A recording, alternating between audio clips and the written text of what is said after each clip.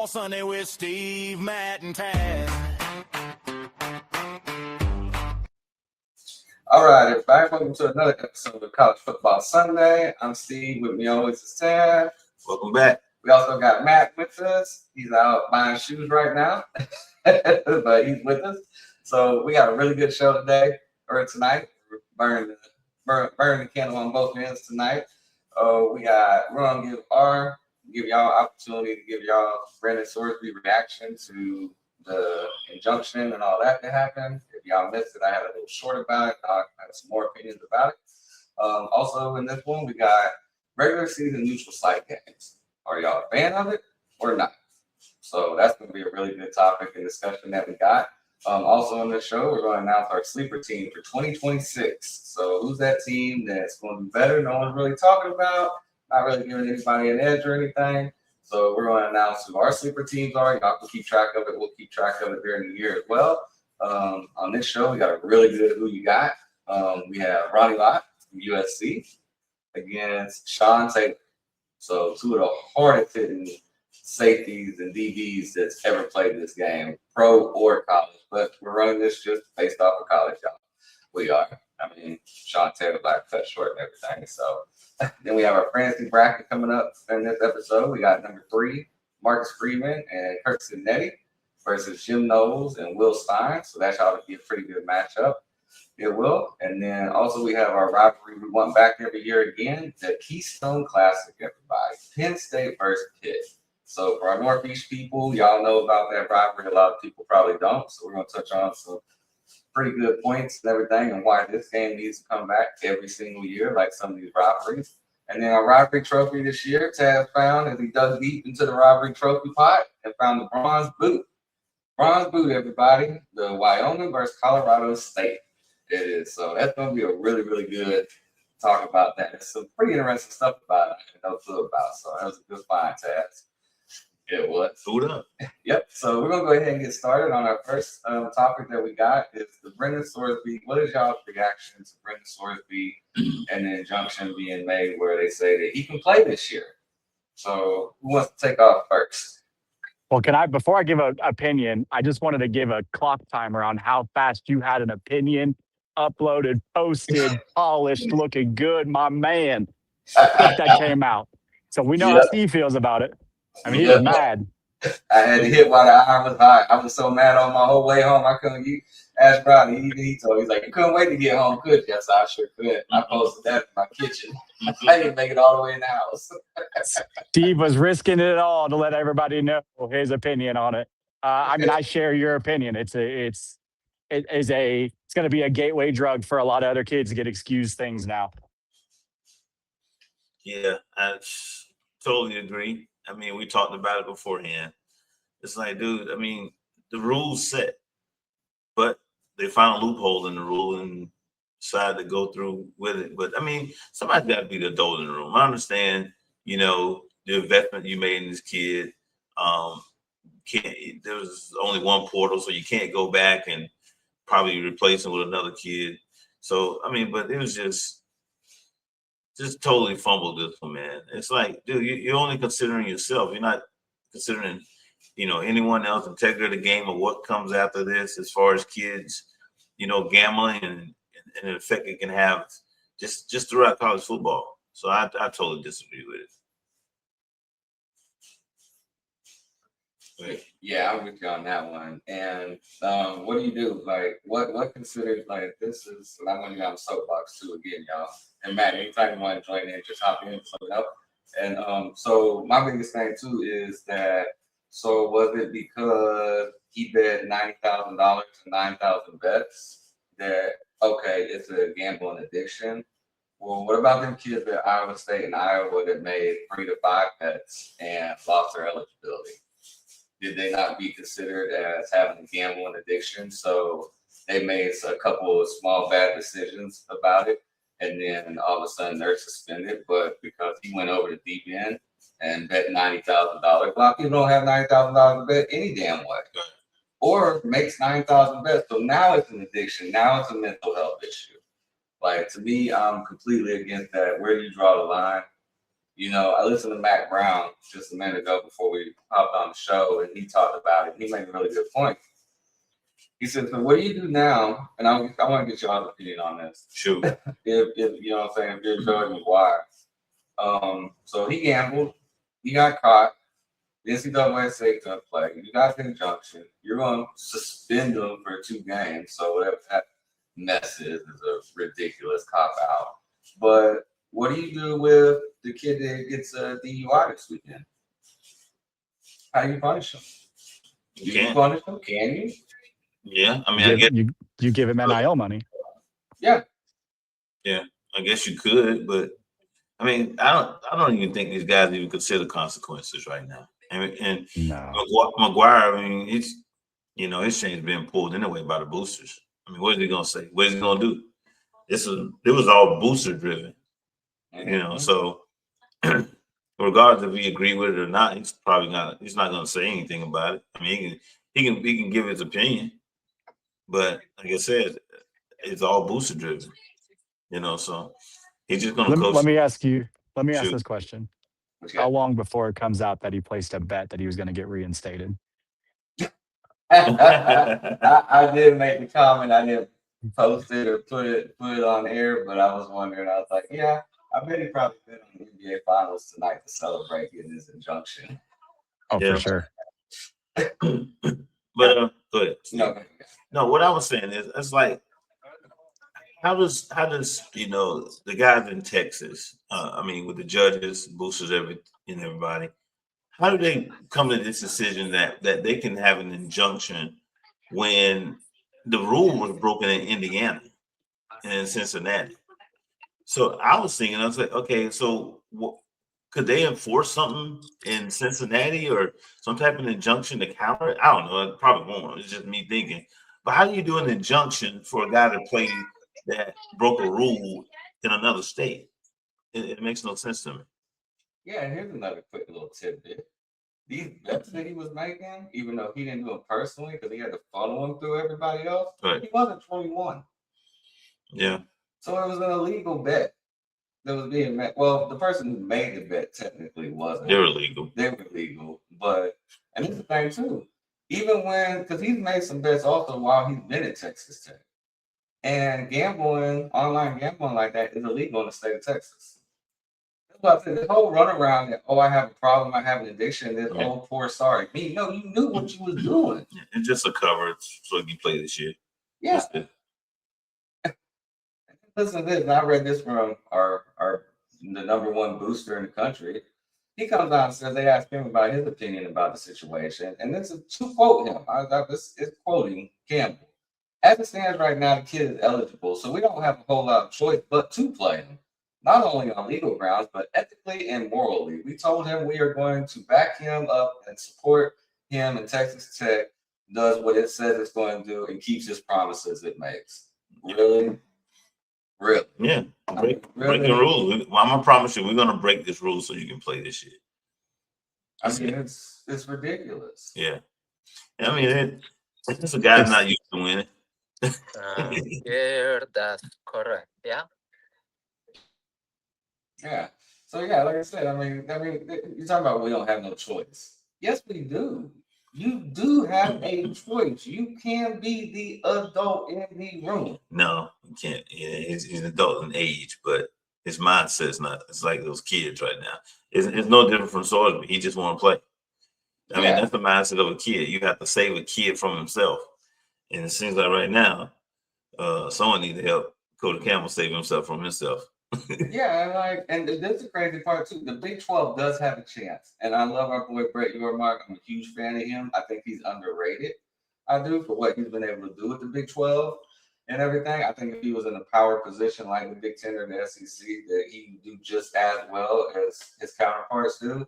But the Big 12 has in their bylaws that they can suspend him. They can withdraw and withhold money and give postseason bowl bans. They can. Well, not to mention, like, you don't have to start him. Like, exactly. Even if you want to keep him on the roster and like, yep, you're right. We're going to obligate whatever obligation we made to him. Like, you don't have to play him. You're not morally obligated. I mean, to bring up OJ, like, just because he was found innocent doesn't mean that everybody doesn't know that he did it. It's the same thing. Like he was caught red-handed. And it's not even the fact that he was innocent. Morally, he was found guilty to do it. It's not like literally, if I'm a parent of a high school student and I'm looking at places to send my kid to school, and this argument is now made that morally we have to play him when he was found to have done something illegal. I don't want my kid associated with that. Not at all. No, not at all. That's a really great point, Matt. It is. And that's the thing, too, like we said. But here's another thing, too. So, Ted, you want to touch on with all these ADs and all that they've been talking about wanting to do? Yeah, possibly a boycott, not playing them. That they're trying to make a decision, making some backdoor conversations, or possibly not even playing Texas Tech in any sport. So, I mean, I guess that's an option. I don't know, the rule behind that. If it would be a forfeit or they can just cancel again. I'm not sure as far as that, but that's another consideration. Trying to put some heat on Texas Tech to make the right decision.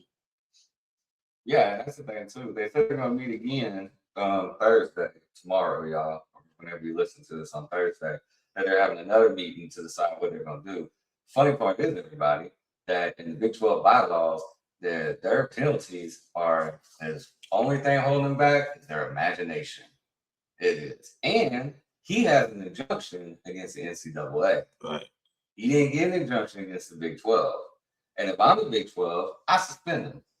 And when I suspend them, they say, okay, get you a happy NCAA lawyer killer, you know what I'm saying, court killer, and tell him, okay, well, hey, go ahead, file the paperwork.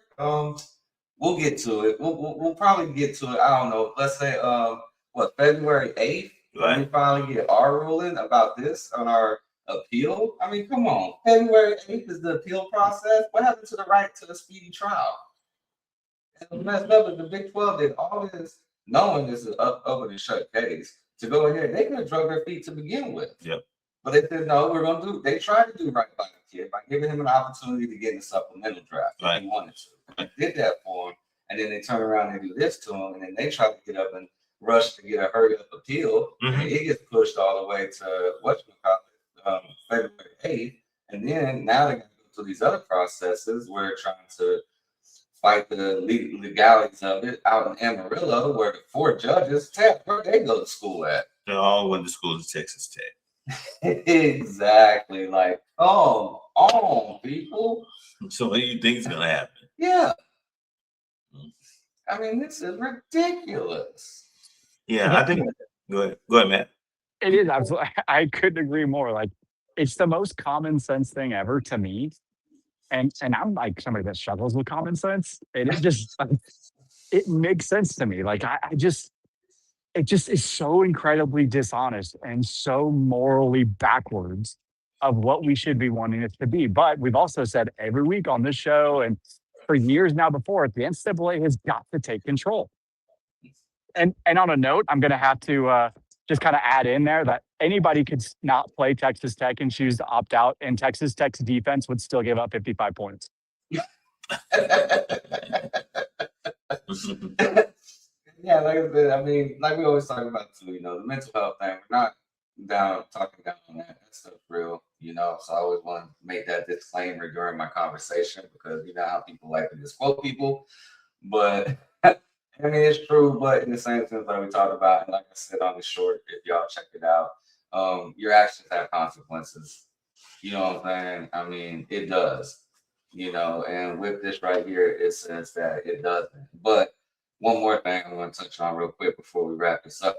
I want y'all to keep talking on it too, because like I said, I've been talking a lot about it. Very strong, pig-headed on this situation. But there's another little loophole too that people ain't thinking about. Is that the college football playoff, right? That's the big thing. You want to win your conference, you want to make the playoff, you want to have a chance to win a national championship. Cool. The college football playoff is the only college playoff system that is not ran nor regulated by the NCAA. It's a separate entity. Once again, like I said before, he got an injunction against the NCAA. All they have to do is get a majority vote amongst their peers and the 11 people that run the college football playoff, and they can deem Texas Tech, if they play Sorsby, as ineligible, which they don't have to put him in the top 25.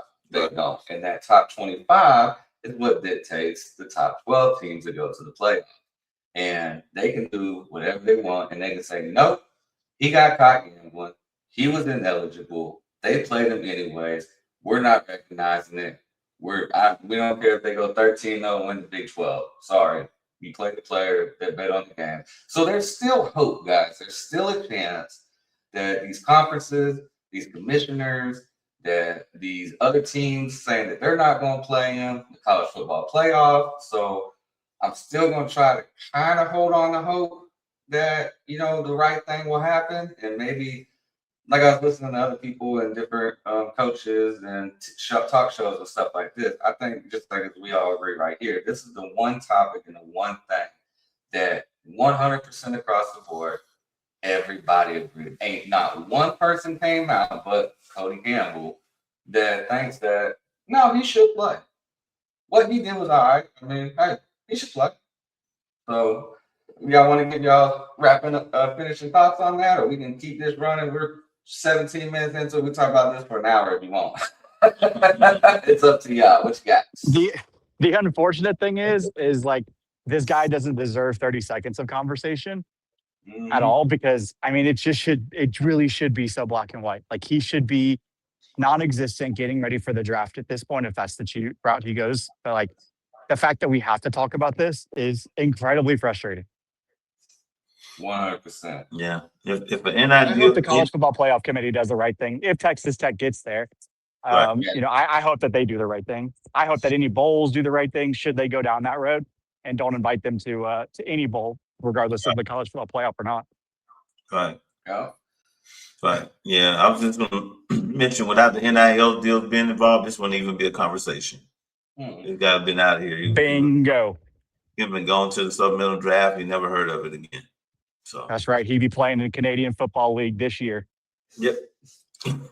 And on that, y'all remember arena football? How big it got there for a little bit? I miss arena football, man. Arena football. Oh, definitely. Yeah, that was smashing right there, banging into the walls and little tiny buildings.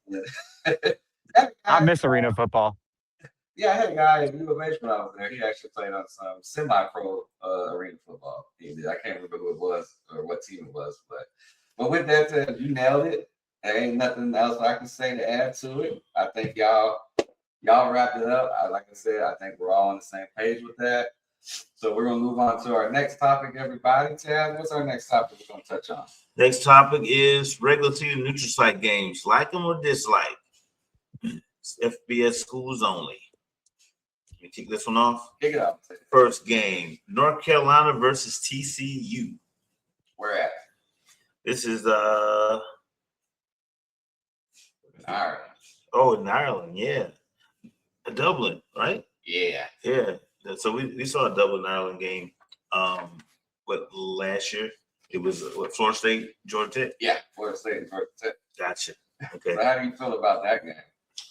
In Ireland. In Ireland. I did not. Instead of Dallas Fort Worth. Right. No, I like I said, me personally, I love the home and homes. Occasionally, neutral site games. I mean, we have bowl games, for neutral site games. Yeah, it's right. Yeah, but I'm saying I'm all for home and homes. I mean, especially for teams that you don't often see play each other. You love the home and home with the fan bases and the home field advantages. So yeah, I'm all for home and homes. I'm not really big on the neutral site games. So I actually have the opposite take on that. So I kind of am for neutral site games. Not every game, obviously, but I think that's honestly like a true test of who's better. Like you can't, if you got like you remove home field advantage and you make it a neutral site game, obviously like in Ireland, like that, those two teams specifically in Ireland, I would beg to say neither one of them has home field advantage. I feel like they're both a little bit far away from home. Yeah. Like you do get to truly see like who is better. Like I think of neutral site games as like measuring sticks, right? Like they are genuinely like looked at like who is better. I also think they create national events. Like we'll watch it because it's in Ireland. Do you know how many other North Carolina games I'm gonna like pay attention to this season? I mean, I will, but that's Steve's different. I know that, but like I'm gonna pay attention to 0.0. I hope his girlfriend's at ACC Media Days. Oh man. No So comment. I'm kind of like I am. I'm for them. So that we're just going game by game, right? Yeah, we're gonna go down. Yeah. I got the list. I think it's 10 of them. Okay. Okay. I think that one I'm for it. I think it expands the visibility into teams that aren't going to get a national stage overseas like that. I think it's good. Anytime you can make yourself readily accessible to the world, that's never a bad thing. I think that's a good outlook, good opinion on it. Now me, I'm a half and half. I am on. There's a couple on here we'll go through. I'll say yes, that one neutral site has to be. You know what I'm saying? And there's other ones I'm like, that could have been played or been played. You know what I'm saying? So if we go through it, I'll say like this one, that opinion of that, I kind of like that being on the global stage. I do. So I can ride with that one. I can. But the next one I got a problem with though. Ted, who we got there? Baylor versus Auburn. Where at? Where else? Atlanta. Like, What is it about Atlanta? well, I'll take your perspective on it. There's certain cities that know how to host, and I think Atlanta's probably a place that's pretty good in hosting, even though we see a lot of games played in Atlanta.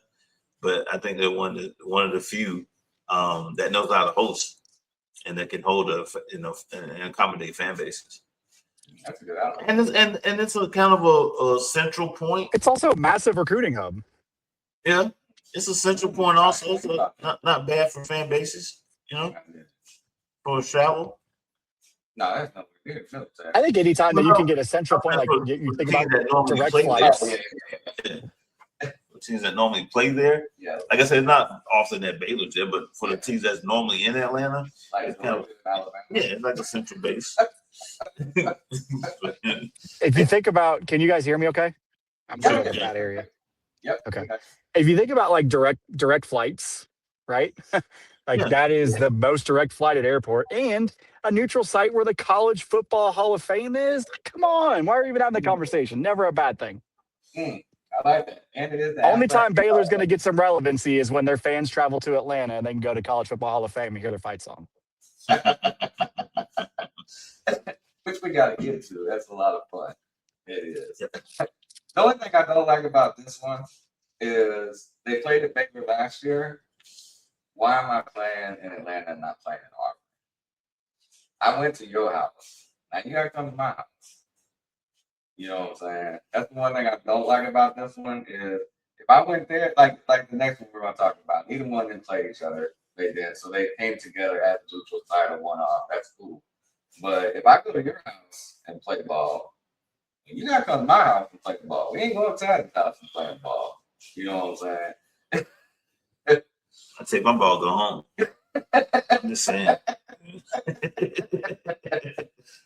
What's the next game we got? Next game, we got Wisconsin and Notre Dame. Where's that? Lambeau Field.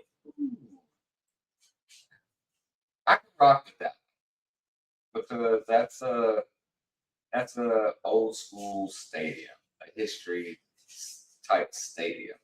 It is. So I can rock with that. I can. Yeah, go ahead, Matt. Yeah, I like that, man. That's like just the most line it up under center, neutral field, run the ball down the field site you could think of for that kind of game. I like that one. Yeah. I mean, both schools are kind of known for, rock and sock 'em, hardcore, you know what I'm saying? Exactly. Blue collar teams. I mean, they're both built for it, running the ball, like Matt said, playing good defense. Mm-hmm. So, yeah, I think this is a good game for those two fan bases. Yeah, I can rock with that. Mm-hmm. And that one's actually on a Sunday, fellas, September 6th. It is. So no shield. So no shield, right? No, believe it or not, they're actually going to let. Well, that's because they have to start yet. Right. They're allowed to play football on Sundays since they ain't decided to take it yet. But so, what's the next one we got there? Next up, Virginia versus West Virginia in Charlotte.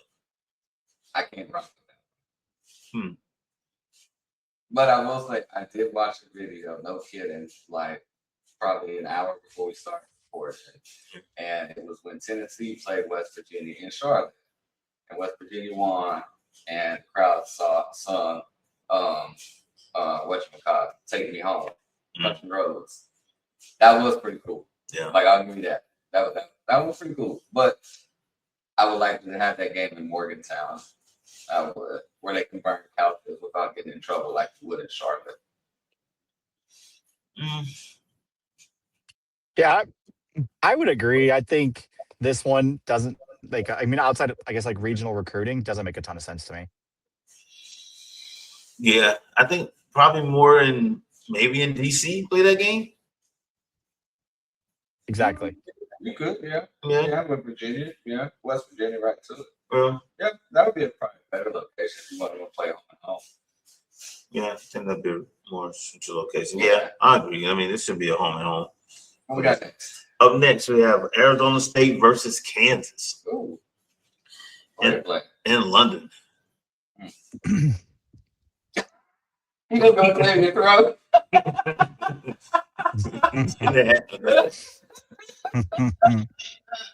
That is the best response without a response I think I've ever heard. What's the motive behind this game, man? None at all. None at all. You send a bland team like Kansas to the place that's known for bland food. That's the motivation. Yeah. What's the motivation? Against a team from the desert. I mean, really? I can't rock with that one. Yeah.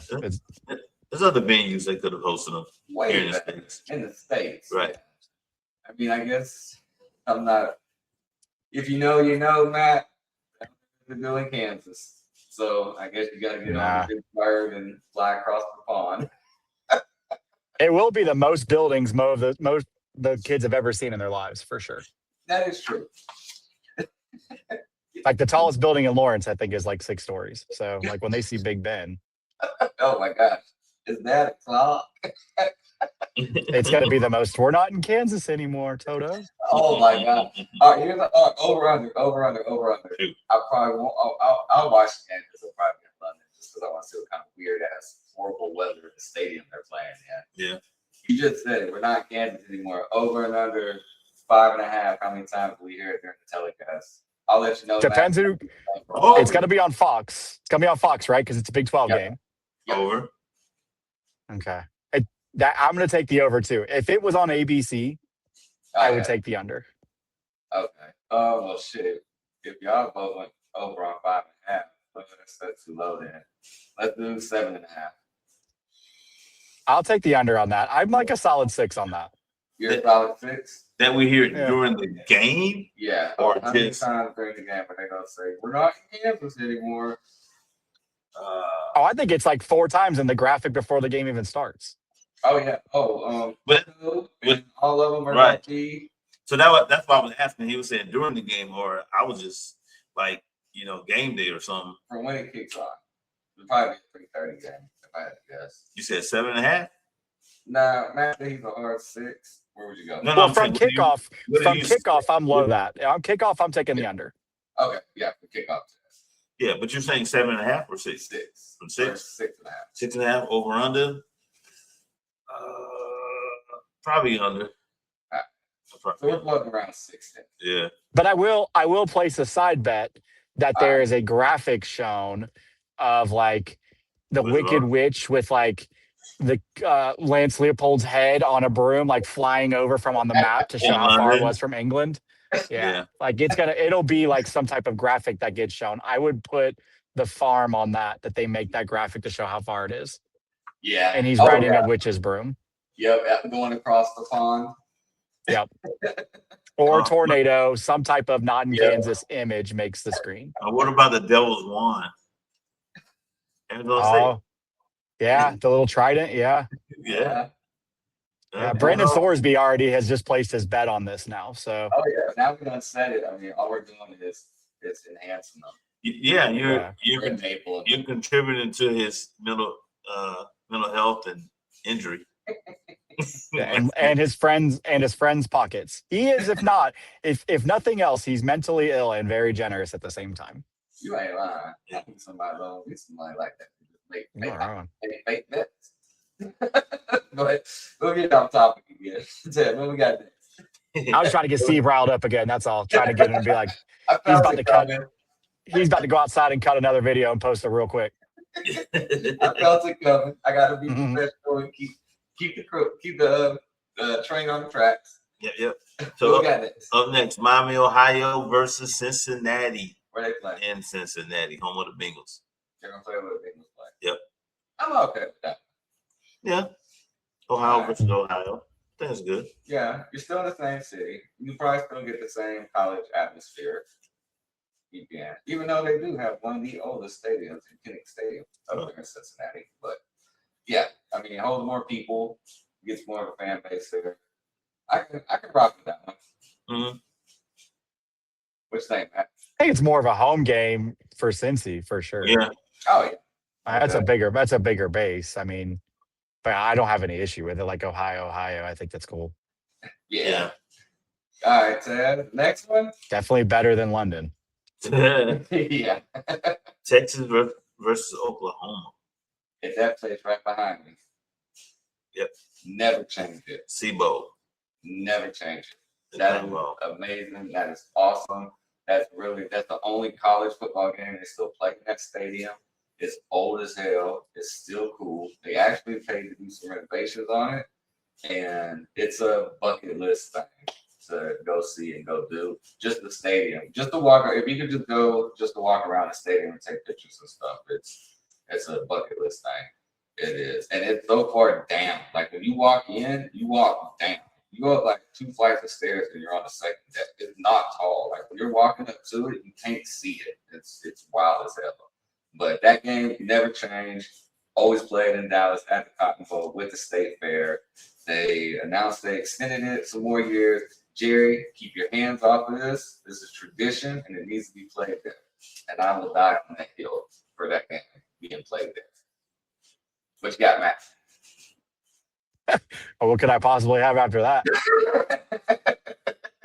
I agree. It's a staple, man. Like you can't, if you think of a rivalry, that's one of the first ones that pops in your head. If you were to list the top 10, they're going to make it every time. Why would you change that? Yeah. Like that's the one case, the one argument I feel like could possibly be the absolute strongest for a neutral site game every year, period. I agree. What about you, Tad? Yeah, I agree. I like Cotton Bowl. Yeah, the State's Fair around that time also. Yeah. Big Tex. Yeah, so that's an event. You know, so Oh yeah. On game day, they said there's over like 250,000 people on game day because the stadium holds like 92,000, and there's at least 100,000 outside just at the State Fair. There is.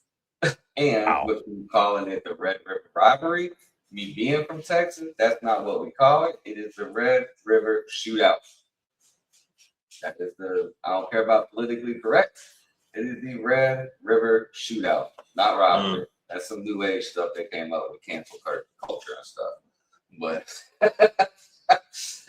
so what's the next one we got, Ted? This one Well, I'm gonna make an inappropriate statement because that's what I like to do, and it really should have kept it a shootout since it was a school anyway.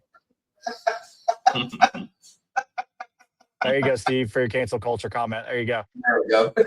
I'll take it. All right, Ted. This one's near and dear to your heart. What's next? Next up, Florida Georgia game being held in where? Atlanta. Game's actually on Halloween this year. That's pretty awesome. Yeah.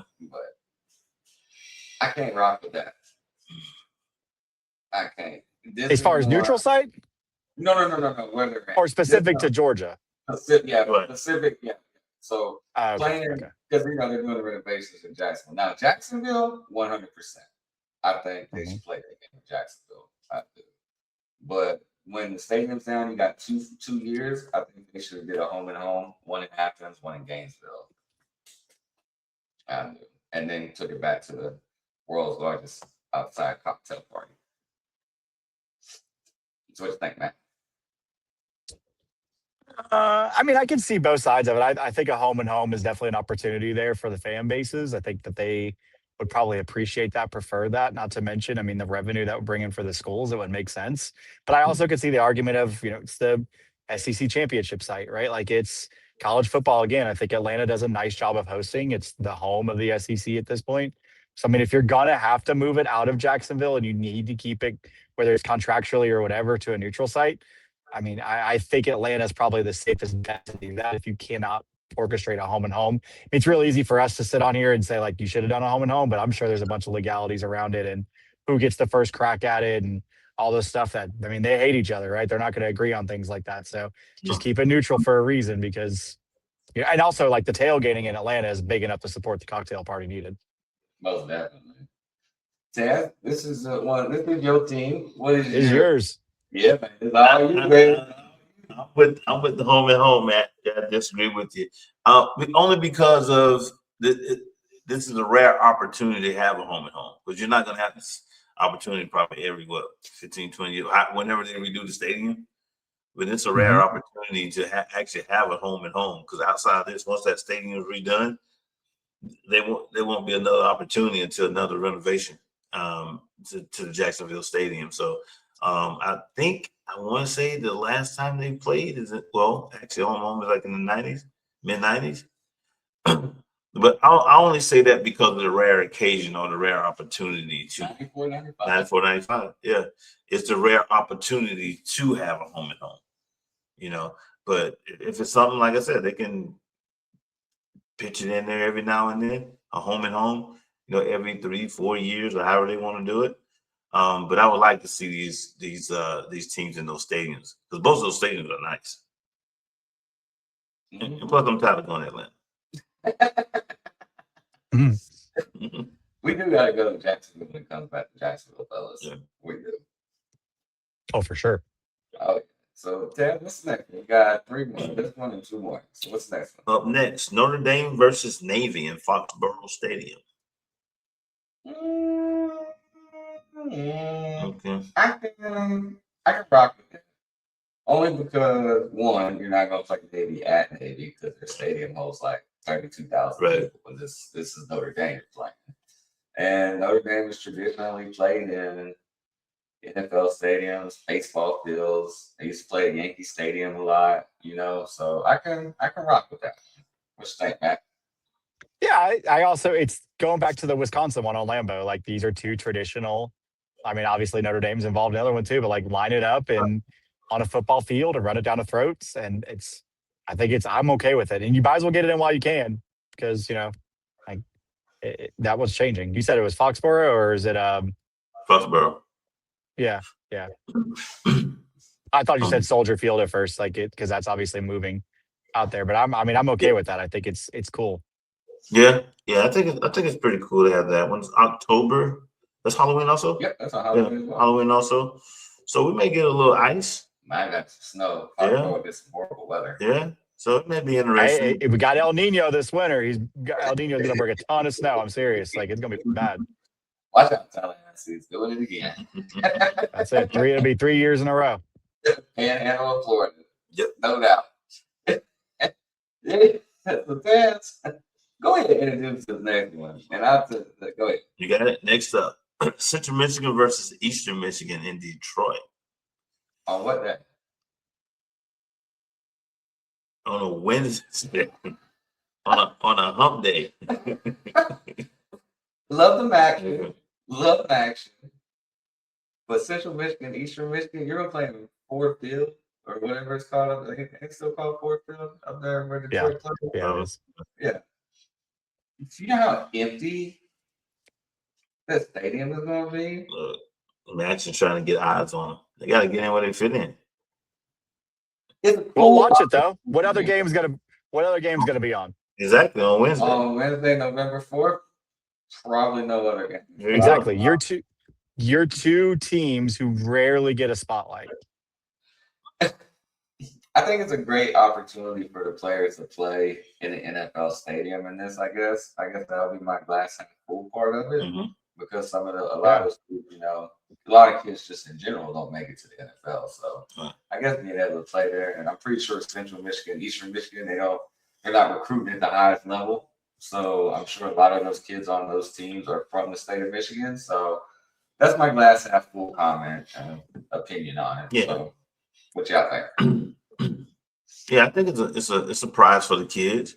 I mean, to play in that stadium that size. So normally, I mean, stadium they're probably holding what, maybe 40, 50,000.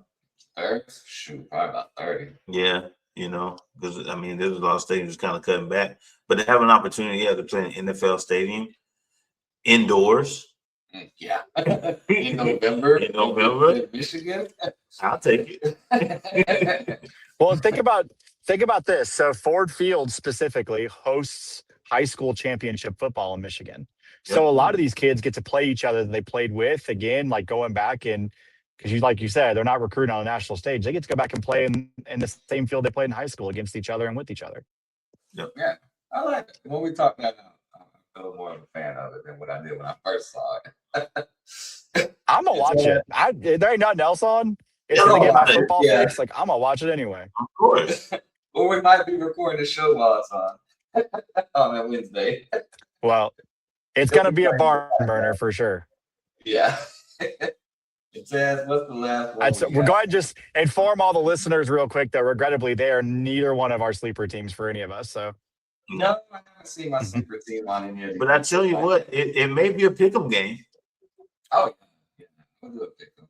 It may Y'all be a want to set pick'em point spreads for Sorsby while we're on it? game. Oh, my You're falling into this betting trap. I'm falling into the trap. I was gonna say it. I'm glad that you did. You fell into your own trap. I didn't have trappy this time. All right, last neutral site that we got in 2026, Taz. What is it? Army Navy, Oh, man. New York, New Jersey. Yeah, the Meadowlands or not. Where you used to play. Love it. Yeah. Yes, this is the game, fellas, also too, that I think's on everybody's bucket list. We gotta try to get to. We do, but they always play it up north, outside, In the cold. Yeah, It's like, dude, I'm good. It's no way to treat America's finest for sure. Dude, to put a dome on it. that's it. Yeah, go up to Syracuse. Like, go somewhere. Go inside and play. Like, you got Put me in places the that are booth. warm. Yeah, I'll sit in the booth. Good. Yeah. America's game. It is every year. And it's one of the most intense games. It's one of the closest games. There's so much bigger about that game because just like we say, these kids ain't getting drafted. These kids Facts. are going to defend our country. Like it's a game that's so much more than a game. But You know what I'm saying? And for them to have it, because they get their time slot, it's all them. They do. I mean, it's a nationally televised game. They get it all the focus, everything just on them for that time and that day. And I think it's awesome to show the respect and everything for those kids. And like I said, to me, yeah, it'll be cold, but that's a bucket list game. But them tickets, whew, you see how much the tickets are? who do you think this year is gonna have the sweetest uniform? Ooh, I like that. Her helmet.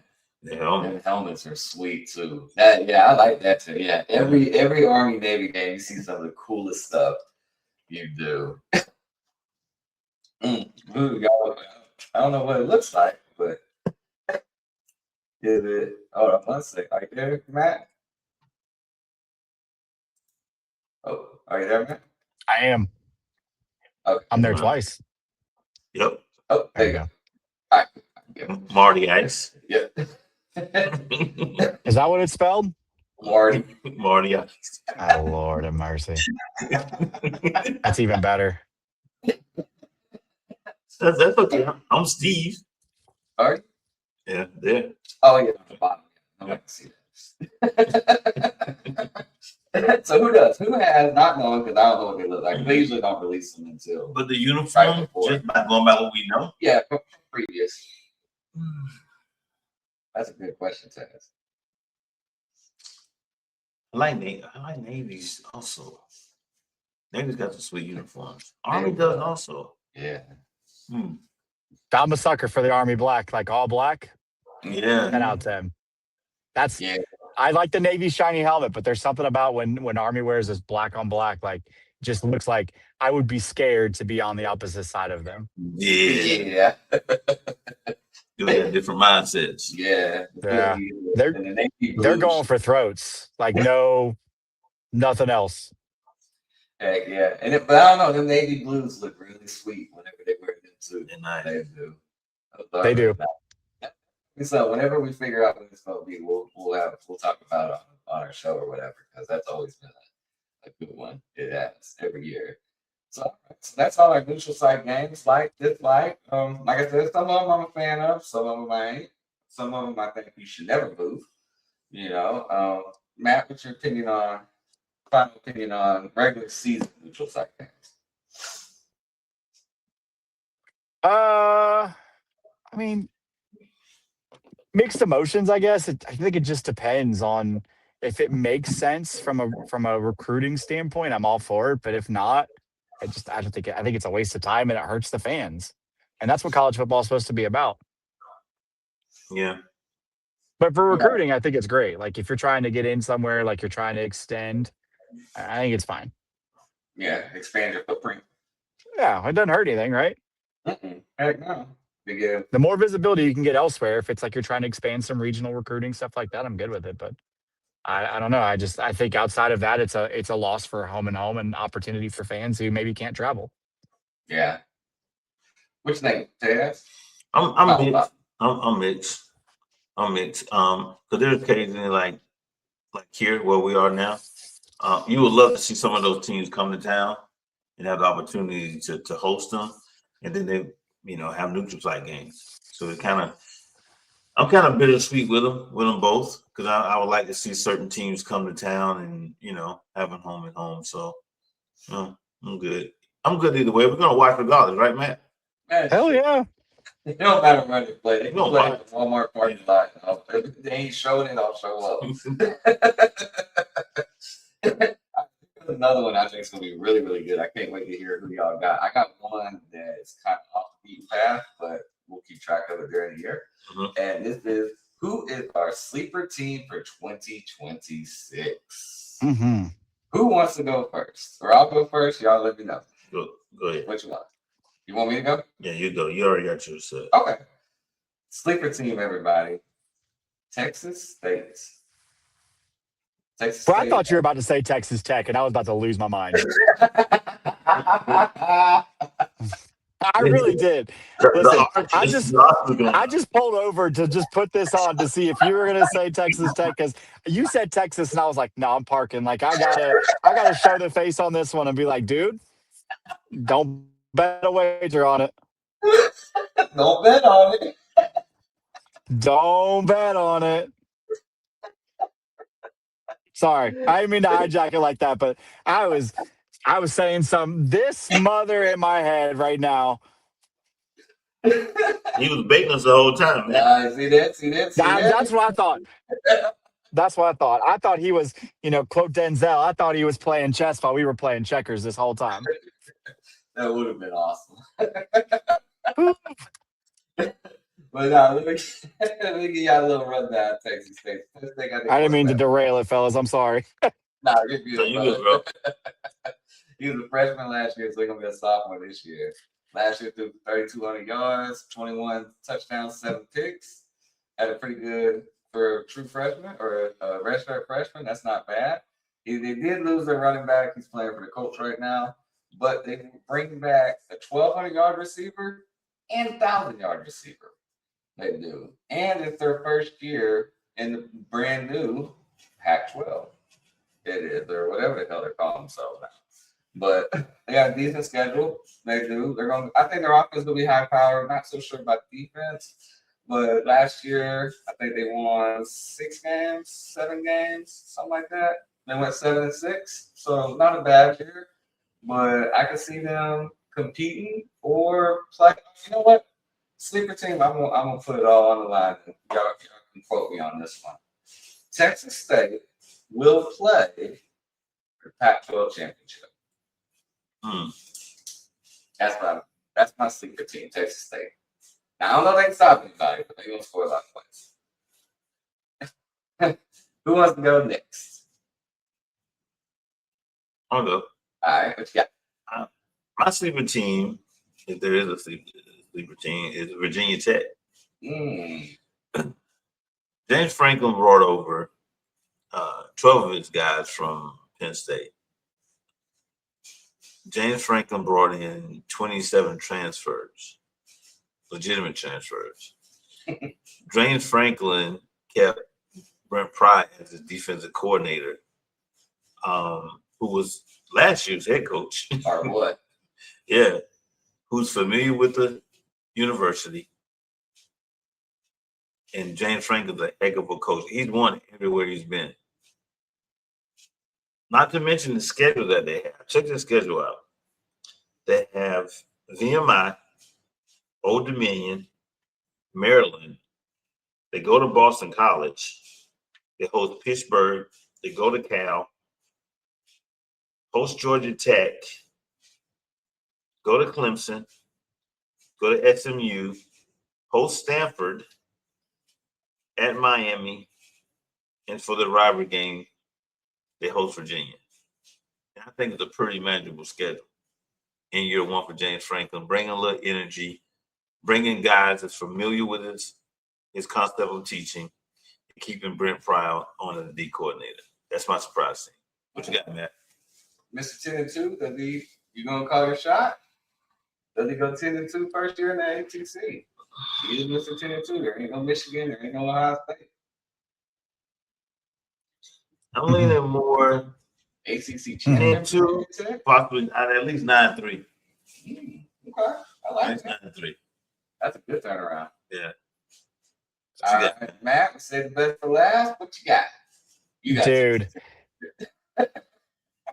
No, so in all fairness, I also had Virginia Tech because of the pathway in the ACC. So, oh man, I read you. No, you did, and well, I mean, it's a good pick.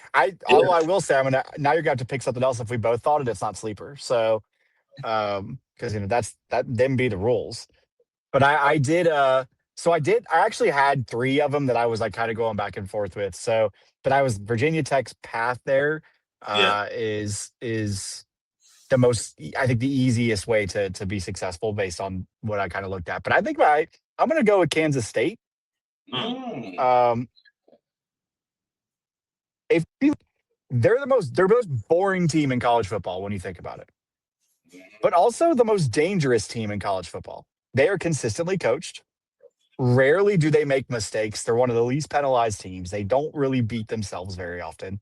They're always like they actually do what Kansas only dreams about doing at night. They take in-state talent and develop them. Right? They are one of the strongest developmental programs in college football. When you look at the star ratings their average recruits are and what they bring in, like they're super strong. I think the expanded playoff benefits teams like Kansas State, like Virginia Tech. They don't have one single 5-star, by the way. I think that their ceiling for sure is a Big 12 championship and potentially a CFP participant because of that Big 12 championship. Like I genuinely believe the Big 12 is wide open. They don't have to beat Georgia, no Ohio State to get to, in September to get to a spot there that they're still relevant and floating around. They just need to get back in there. So I think that is probably my sleeper team. And then I am also going to say Texas Tech. No, I'm just kidding. I think my other one that I was going back and forth with is actually Louisville as well. That's a good one too. And if you think, because Louisville consistently, like if you think about Louisville in October, a lot of times, nobody ever thinks about Louisville until they're sitting there 7-2, 8-1. Yeah. Ever. They're consistently a sleeper team who delivers like pretty solid results. I think their talent level, like if you look at their recruiting classes, they're typically always like top 40. So they're like consistently rated. They're rated high. They have not related to how they play on the field. They have really dope uniforms too. Talking about uniforms. Yeah. I think to the point of Virginia Tech, I think the ACC schedule is manageable for them this year. They already have a strong recruiting footprint of what they're bringing in, and it's just kind of a reload thing for them. I think if Clemson stumbles and Miami, doesn't live up to the expectations that I don't think they're going to live up to this year, I don't see why they can't get to a 10-win, 10-win season as well. Yeah, funny part is, Matt, when we were sitting up here before we get ready for the show, I asked who his sleeper team was going to be. It's the same team I had. So we was all on the same Taz. page. Yeah, I had no idea. Yeah, we was all on the same I had no page idea. with Virginia Tech this year. We was, and I was like, well, shoot, okay, let me find somebody. So then I started doing a little digging or whatever. But if you talk about K-State, I just pulled up their schedule, and their schedule is really manageable too. If you think about it, they got Nicholls State at home, they got Washington State at home, they got Tulane at home, who lost their coach and all their players. They go to Cincinnati, they get Houston at home, they get Kansas at home. They got to go to Arizona State. That'll be a little difficult game. But at Colorado, Oklahoma State at home, they got to go to TCU.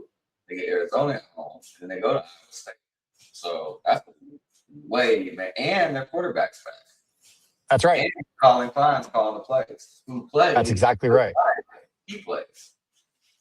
And that's what I mean. Like, if you look at that schedule, like even that Arizona State game, it's going to be close because Kansas State doesn't make mistakes.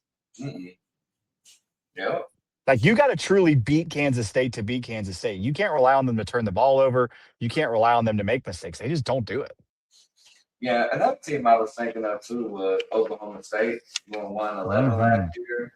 But everybody knows they brought their head coach from North Texas. They bought all their players with them. They got rid of everybody there. So I was like, they talk about them, but everybody knows they're really not going to sneak up on anybody. You know what I'm saying?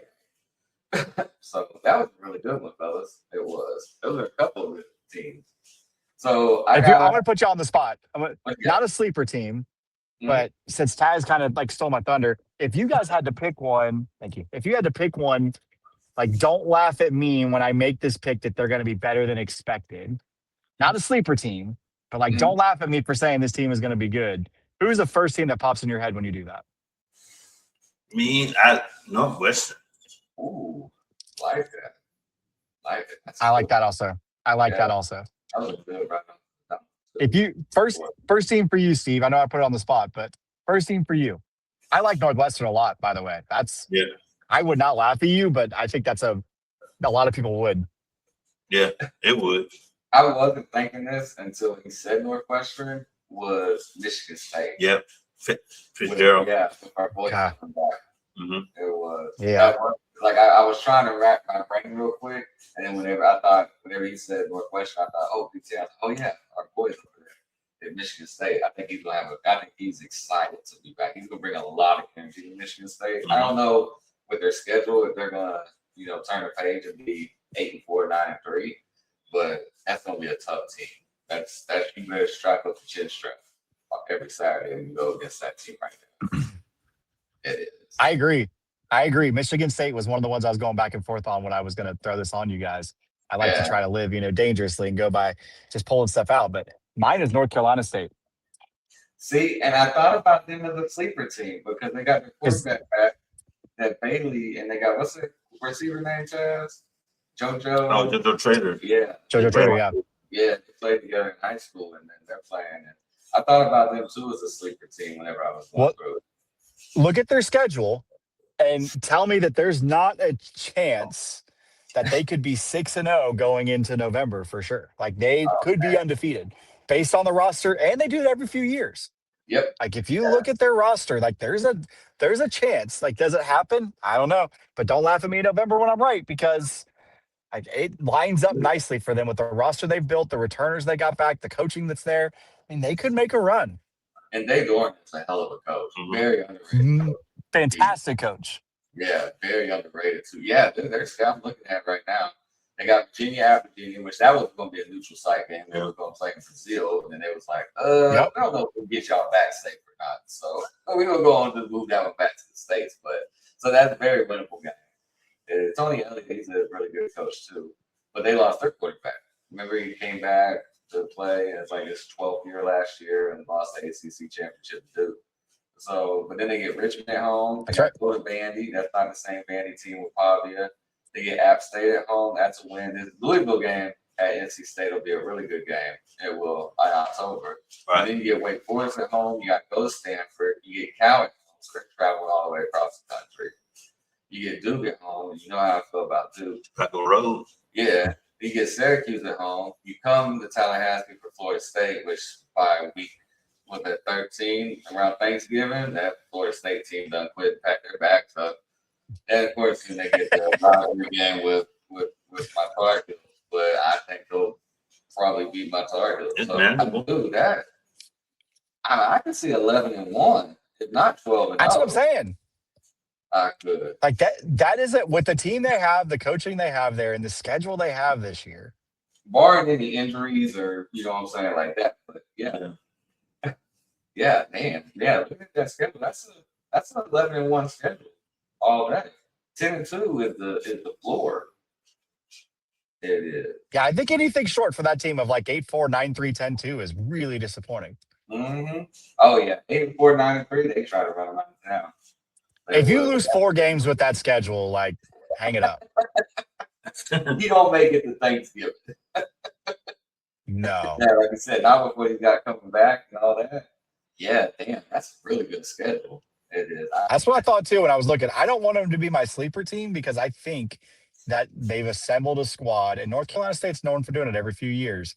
They've assembled a squad. The schedule's favorable. I think they probably will be on radars. Oh yeah, and that's what I love. I can't wait for everybody that's watching and listening. I cannot wait until we do our conference preview shows because we finally get it in this year since there ain't a second quarter window. So now we kind of know who's actually going to be there. So it is talks like this and looking at schedules and rosters and everything else. Like I love that part about it. Every year when we used to do it, but that was one of my favorite episodes and favorite writing that I did research was the conference preview shows. It was. So I can't wait till we jump into them again. Same. Yep. All right, so let's move on to the next one. That was a really good segment, guys. I like that. That's some really good teams. It was. Next, we got here Taz. Matt said he's going to let me have the debate this week with you. And it is who you got. Who you got? Ronnie Lott, Sean Taylor. Good debate. I chose Ronnie. You got Ronnie? I got Ronnie. There's no wrong answer. No, not at all. And ask any wide receiver. Ask any quarterback. Or quarterback. So what you got for Ronnie Lott? I got Ronnie. Ronnie was a safety for USC from 77 to 80, 19. He led it with limited time as a true freshman. As a sophomore, he started. As a sophomore, he started the following year. In 1978, recorded 3 interceptions to a 12-1 record. They shared their national championship with Alabama. Here's some of his accolades.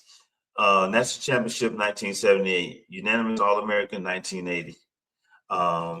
NCAA interception co-leader 1980. 2-time first team All Pac-10, 79 and 80. Second team All Pac-10, 1978. First team AP All-American in 2025. Here's another tidbit about Ronnie Lott. Ronnie Lott is known for playing. Now, this was the NFL. But Ronnie Lott, he crushed a bone severely in his fingertip for making a football tackle. He was faced with a choice between reconstructed bone graft surgery, which would require a long recovery and cause him to miss his entire season, or amputation. So he opted to have the damaged tip of his pinky surgically removed so he could immediately return to the field. So this dude had 2 options. You can have it surgically repaired, miss the rest of the season, or have it removed. He chose to get it removed. I don't want to miss the rest of the season. That's a football player to take a body part off. It's still a body part. Brandon Sorsby could never. No. How big was he? I bet you don't realize the size. Let's check. My man was 6'2", 231 pounds. Now he was one of those like a hybrid safety / linebacker type deals. So he can cover, play in the secondary, or he can come in the box. But I can assure you this: the quarterback knew where it was at all times. I bet. Yeah. Well, think about Stu 270 in the 70s. Yeah. Right. Yeah. 6'2", 230. Yeah. That's the crazy part. So my boy Sean Taylor was the exact same size. He as well was 6'2", 231. And like you said, both of these cats were hybrids. They would come down and lay the wood. They would. I remember boy BCS national champion. Should have probably won another national championship, but there wasn't a late flag at the end. He was unanimous All-American in 03. Also co-leader in NCAA interceptions. Big East Defensive Player of the Year in 03. First team All Big East in 03 and second team All Big East in 02. And when he came out, you knew who he was. You did. Not only was he one of the best and the hardest hitting safeties, he was on one of the best teams ever assembled in the 2001 Miami Hurricane team. He was. And it's something that people don't think about when you think about a Sean Taylor or even a Ronnie Lott. They both tied for the lead in interceptions. When I think Ronnie, I think Sean Taylor, I'm coming to lay the wood. You come down, I'm laying you out. That's what it is. But in 03, my boy had 10 picks. 10. The year before, his hands wasn't quite as great, but he had 15 pass deflections. He did. So, like you said, Ted, the quarterback knew where it was at all times. And one of the greatest lines I ever heard was Keith Jackson in that national championship game in 02 against Ohio State when he said, and it was the very beginning of the game, and Sean Taylor just came and laid somebody out. And Keith Jackson said, "That's Sean Taylor there. He sure does like to put his thumbprint on you." And that he does. So my boy Sean Taylor, it's hard to go against. Life cut short, unfortunately, it was. But yeah, like I said, he just first round, 5th pick overall, All-American. Surprised, I don't know why he ain't in the College Football Hall of Fame yet. I don't know what's going on with that, because he's a unanimous All-American. But I like my boy Sean Taylor. He was something else. And remember, Matt, when we was at the Fiesta Bowl, and I showed that little kid walking by, and that little kid had that Sean Taylor jersey on in front of us. That's right. Yep. So I mean, even nowadays, his legacy lives on, and Sean Taylor was a beast. He was as a grown man, he is. And he ran a 4.5 running it, I mean, what is it? Math times speed equals force or something, whatever that equation is. That's a lot of math and a lot of speed. It's going to cause a lot of damage, a lot of hurt. It equaled a lot of oohs in the stadium when he would lay people out. That's what that math equation equaled up to. Yeah. And like I said, there's no wrong answer on here. Because like you said, they know where they're at. They know where Sean Taylor is. They know where Ronnie Lott is. Where's he at? Where's he at? There he is. All right. I know I let you guys duke it out, but the only thing that I would counter to both of you guys is that the people they played against have no recollection of it because they lost all memory from getting put on their backs. Yeah, this was before targeting kids. Before padded helmets and stuff. I mean, like really padded helmets, and no Brady laws were in effect then. No, none whatsoever. There wasn't. And it was, I mean, these were just two physical hitters, and it's crazy they're the same size, right? And so you said how big he was, I'm looking at mine. I'm like, damn, they were the exact same size. What else you got on the table? What you think?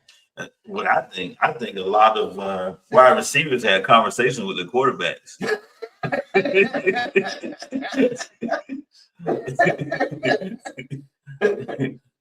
There goes the phrase "alligator arms." Because when those dudes out there, man, they were all over the field, and they were in position to take your head off. And then, like you guys said, there was no targeting or anything then. Back then, you just hit. You gotta take that like man. That's it. It's a man's game, boy. If I was a receiver, I'm telling my quarterback nothing but curl routes this whole game. Let me turn around and see, and let me get that ball and like before. Let me get hit in the back before I get hit sideways blind. Hey, look, I'm like this. I'm like, find him opposite field, bubble screen. Yeah. Like people away with him. No. They're like, damn, he's fast. No, he's scared. The terror run. That's what that is. Oh, I'm saying, because like I remember the game against Florida State in Miami. Sean Taylor, damn, they killed that receiver for Florida State. Sure did. If these two played now, they would be suspended. Like they wouldn't even, you know what I'm saying? First quarter. Yeah, first quarter they're getting ejected. They're out first second. They would only play like 10 snaps a game for a That's whole it. year because they would get thrown out just because. They're not. Neither one of them were 30 players. Those good hits, legal hits. Exactly. They were just a hard hit. And as y'all know, you look at it now, there's a hard, clean hit. And they're like, oh, that's how you targeted. Yep. No, these was not 30 players. These were some of the hardest hitters that came through. You knew who they was. You knew where they was. And you left with a story or a broken bone or a concussion or any of that. You just wish that you could remember to tell the story. That's it. Exactly. Where am I? How many fingers I'm holding up? So yeah, that's for y'all to debate. I wanted to debate a little bit more like we did like the Cam and Vince, but man, like even when me and Tab was talking before the show, it's like how do you debate one of these better than the other? You know what I'm saying? Because they're mirror images of each other, Right. literally. To the size, the position, the stats, the All-Americans, national champion. I mean, where do you deviate? Who was better? Who you got? Or I won't say who's better. Who you got? You can't go wrong. Me, I'm a Sean Taylor guy, so I would take Sean Taylor. Tab, what about you? Yeah. Well, I'll go with Ronnie. I give Ronnie some love. Like, I watched both of them, so I can't go wrong with either. Yeah. Man cut his finger off. Like, what are we talking about? No. That's the definition of toughness there.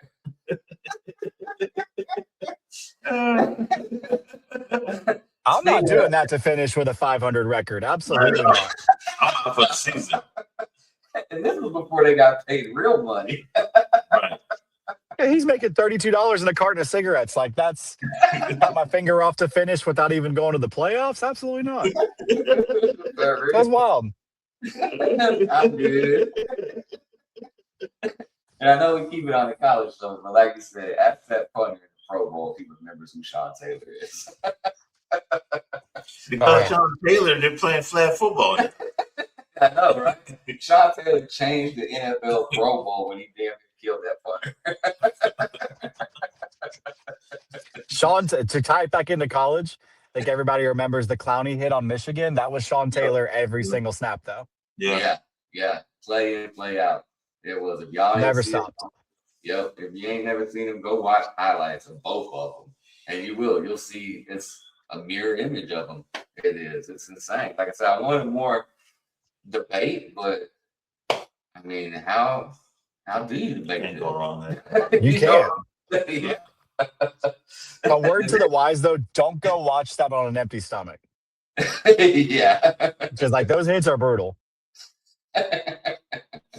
Yeah. But to your point, RIP and those hits obviously took a toll on him as well. So, Yeah. you know, I think while we do talk about perfectly legal hits then, I think obviously take the moment to talk about mental health here real quick and understanding that like the toll that it takes, the way that he played the game took a toll on him and his mental health. And, you know, I think that's why some of the parameters as fans, we get frustrated with targeting calls, but we obviously don't want our young men to end up in a situation where they're battling demons like that because of the constant pain from playing the way that he did. So the take the second to understand like it take a toll on him. And like when you talk about why he's not in the College Football Hall of Fame, unfortunately, that's that black cloud is why. And I genuinely believe that's why. It's not fair to him. He gave his life to the game that ended up costing him his life. And so I'm a big believer, big advocate in mental health and understanding that's why the rules have changed a little bit. So while I do get frustrated and be like, it's not targeting, it is protecting them and trying to make sure that we don't, have Junior Seaus and Sean Taylors in the world. And, so just my mental health minute. Sorry to bring it down, but just it is important to understand like it did negatively impact his life overall in the end. Yeah. And he tried to turn his life around too and end up getting robbed and shot in the leg. Yeah. You know what I'm Yeah. saying? Because he had a sword or a machete instead of a pistol. Yeah. Because he was trying to turn his life around. I mean, it's horrible. It is what happened to him. And when it gone too soon, he was. Because, man. Indeed. Yes, sir. He was something else. He was. But like I said, we got a really good one next week too. We do, or not next week, but on Sunday we do. And yeah, and like you said, man, it does take a toll on them, and we do get upset with targeting. But you know what? It's so easy to sit on the couch and say that isn't targeting than being the person that got hit. And Oh yeah, forget about that. You know what I'm saying? We do. I know I'm guilty of it. Oh, me too. Yeah. We talk during the games all the time. Come on, man, you serious? They're getting soft. Yeah. Knowing good well that if I got hit like that, I'm crying for days. Yeah. I'm throwing the flag. Bring the cart. Yeah. Tell the people a quick story about your buddy from high school. Oh man. Speaking of getting hit. Should I put names on it? I'll protect it. I'll protect it. Man, check this out, dude. We had this guy, man. He played offensive line every week, man. It's definitely around fourth quarter when games near the end. Dude, Matt, every game, dude, he would go down. He would go down. He would grab a leg, his head, anything, right? So you think this dude's like knocked out. They put him on the cart. They roll the cart out every week. They put him on the cart. Dude, when they wheel him off the field, he gives a thumbs up so the crowd can cheer. Every game. No lie. It happens every game. To the point where the coach said, "Hey, go get your boy." Oh my we knew God. what was happening. The fans didn't know. They think this dude was hurt. They think this dude's hurt. And then he's like, he got a comeback or something. No, he'll give thumbs up to the crowd and everyone starts cheering. And we're like, really, dude? What the heck? I'm not gonna say That's hilarious. I'm not gonna say what I said, but I'm just saying, like, dude. You said he would come back to the sideline, huh? Yeah, he'll come back to the sideline. Like nothing ever happened. Like nothing ever happened. Now this is a dude. It rolled him out on a stretcher. And he's back. In the game, we huddle up and do prayer. He's there. Wow. And you said he's an offensive lineman? Offensive lineman, dude. All right, Big Boy's just tired, man. Big Boy just tired. I'm like, man, I think Big Boy wanted attention. I'm like, dude, every game, dude, really? Come on now. You can't do this on the road. You? The best part is like the wave. Yeah. Dude, yeah. And if Like people was cheering, I was like, dude, really? I wish I had. He wasn't even hurt enough to wave. Dude, if I had footage, it would be viral right now. I just do a whole montage of it every week. All right, y'all. We're gonna move on to our coaches fantasy bracket. We got a matchup right here. I'm gonna go ahead and I gotta re-add to Matt to the different shots. So give me 1 second. All right. Can I make a funny point about your friend there, Steve? Yeah. And it's not football necessarily, but I bet that guy's a really big LeBron fan. Probably. Big fan of flopping for attention. Yep, gotta get the attention. So in this matchup, fellas, we got Marcus Freeman and Kirk Cincinnati, defending national champ. The Battle of Indiana against Jim Knowles and Will Stein. 3 versus 6. Yeah, 3 versus 6. Winner gets Venables and Lincoln Riley. Who do y'all got? Who wants to go first? I'll be the tiebreaker if we need one. I mean, do we need one? Yeah, I don't think so. Let's talk about what we think about these coaches. Signetti by 50. Yeah, Google me. Yeah, I don't think there's a real big challenge here. Both of these coaches have taken their teams to championship games. That's a good point. Think about Yeah, That is a good point. I didn't think about that. Yeah. as head coaches, and Will Stein's a new coach, new head coach, great OC, Mhm. but we don't know how he's going to be as a head coach. And Jim Knowles, he's been in the league for a minute, national championship. But yeah, I'll take 3 over 6 all day. What you got, Matt? Same. Oh, same. I mean, if you look at what 3's done building something out of absolute nothing, Yeah, I mean, to me, it's not even a fair fight. yeah, yeah. He put them together. Yeah, it's not a fair fight at all. I think you could. I think an interesting bracket would be to break those two up and give them the other ones as one of the ones on that. I think then you've got more of a fight there. Right. Yeah, I can see that. Like a Cincinnati and Knowles and Will Stein and Marcus Freeman. Yeah. Yeah, because like if you do that, I don't know what I would do in that instance, honestly. Like I think that would be a conversation piece. Yeah. Yeah, but that's okay. They're gonna have some challenges down the road. Yeah, for sure. Next round is gonna be I'm not going on that rant right now again, though. But yeah. Yeah. So both of y'all got the 3 seed to advance. Yeah. So my vote's irrelevant, which it's unanimous. There it is. I was gonna say, would you go against that vote? Yeah.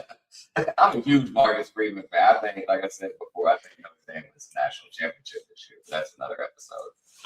But Well, like well, if you remember the previous episodes, my wife is also a big Marcus Freeman fan. So, oh yeah, right. and I can't pick him because Of that makes sense. yeah, the more he wins, the more national visibility he gets. Right, which is not great. Which is not great for me because Not at all. I don't look anything like Marcus Freeman. It's like even if it was somebody that looks somewhat like me, I unfortunately resemble more of Josh Heupel, probably closer than Marcus Freeman. But and that's like I don't want to look like Bobby Hill like he does. But I think if she had said that, like if she was like, oh, I find Josh Heupel attractive, and she's the one woman in America that does, I would feel a little bit better about myself than her looking at this man that's just like a good, solid looking dude and being like, damn, like, what am I supposed to do with that? Wasn't he like I can never make myself look like Marcus Freeman. Me neither. No, we are at a disadvantage already to start that fight. Yep. Damn, got shot. Taz is closer to it. Yeah, Taz is going to get closer to Marcus Freeman than I'll ever dream of getting. I can probably put on the gear. As close as I can get. I'm going to have to reverse Michael Jackson it. So what are you going to do if Freeman makes it to the semifinal? Nothing. He just got to take it. Yeah, that's it. We're going to the one road sugar balls match. I bet Steve. I bet Amanda's like, take me instead.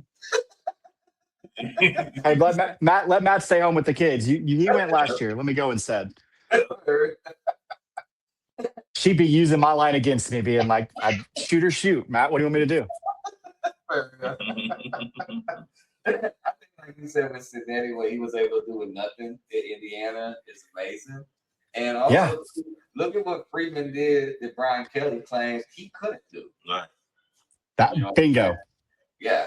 So I mean, that in itself, and as we joke about Marcus Freeman, I would love to interview Marcus Freeman and get him on the show. So if he hears this, trust me, we want you on the show. We want to interview you. Think you're a great guy and everything. I watch interviews with him and stuff. But yeah, like I mean, you look at what he was able to do, and Brian Kelly's like, you can't win at Notre Dame. You can't do this. Ain't the 80s. This ain't Lou Holtz's era. And what's he do? He goes down to Baton Rouge, kicks up a fake Southern accent, got a big fat check, and got fired. And our boys over here talking about, now we're going to the national championship game. We got screwed. Should have made the playoff last year. Probably would have made another championship game. Yeah.